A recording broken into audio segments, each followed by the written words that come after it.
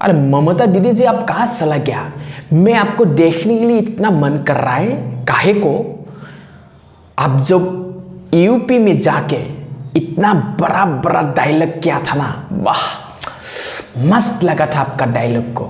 आपने मोदी जी की इतना अगेंस्ट बात किया था ना, मोदी जी ये नहीं किया, ये नहीं किया, मोदी जी को हटा दो, मोदी जी को गंगा में फेंक दो, इतना बड़ा बड़ा डायलॉग दिया था।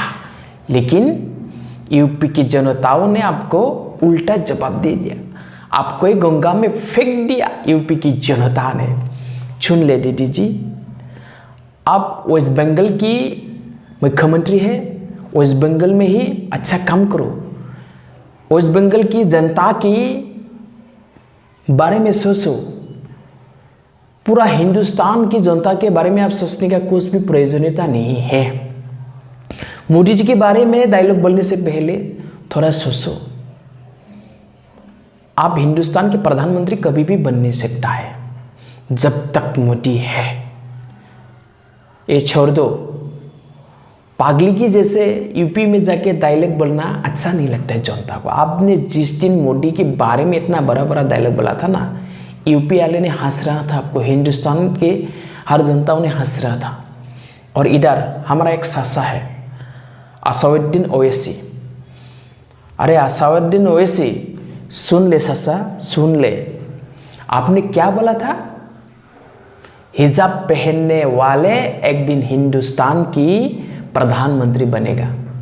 आपने इस डायलॉग को जिस दिन बोला था ना, मैं इतना हंसा था, हंसते हंसते मेरा पेन गीली हो गया था। मैंने खुद सुसु कर लिया था आपका डायलॉग को सुन के। सुन ले सासा, जब तक मोदी है, जब तक बीजेपी है, हिंदुस्तान में कभी भी हिजाब पहनने वाले प्रधानमंत्री कभी भी नहीं बन सकता है।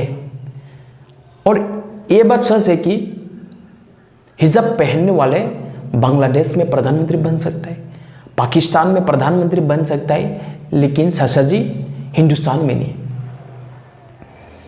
आपने मोदी जी के बारे में इतना बड़ा बड़ा डायलॉग बोला था, जो तुम तो बोलो।